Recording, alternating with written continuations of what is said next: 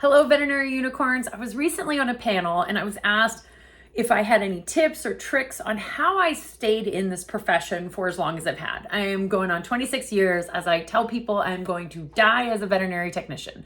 And I know this is a really tough profession. It chews you up and spits you out. But here's the interesting things that I have found that have helped me stay in this profession. The first thing, slow down. Slow down. I know this is coming from someone who's worked primarily in emergency medicine. You should only be moving fast if the patient is actually dying. Slow down, breathe. Take the time to enjoy the animal patients. We kind of forget about them. And I know, isn't that so ironic?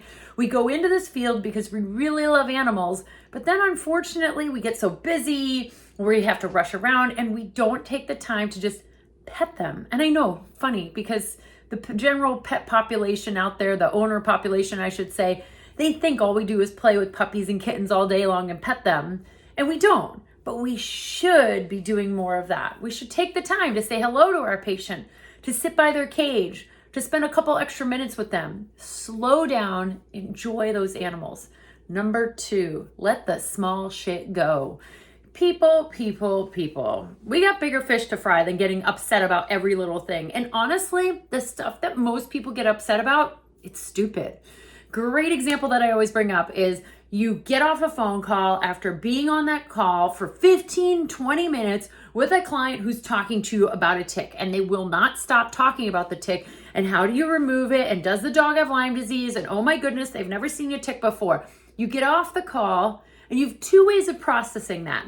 The first sounds a little bit like this. I can't believe it. They just kept me on the phone for 15, 20 minutes and they wouldn't shut up and they were going on and on and on. And I was like, no, it won't solve the problem if you go ahead and use Vaseline. No, you can't go ahead and burn it out. No, don't put gasoline on your dog. That's not okay. No, coconut oil does not cure ticks. It's not a thing, not happening. And I just could not believe it. They would not stop. That's processing it, number 1. And a lot of us do that.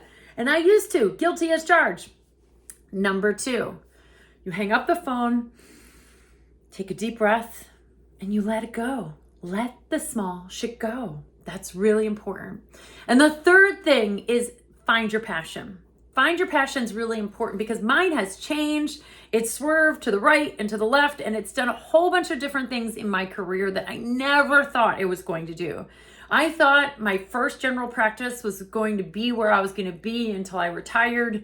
And then I found emergency medicine. And then I found publishing, and then I found lecturing, and then I found teaching, and then I found, being a manager and a director, and I had no idea. So go with your passion, figure out what's really exciting to you, and find it and get it, right? Just get it. So those are my tips and tricks of staying in this profession. It's really important that you slow down, enjoy your animal patients, let the small shit go, and always find your passion. Thank you so much, and keep on being a unicorn.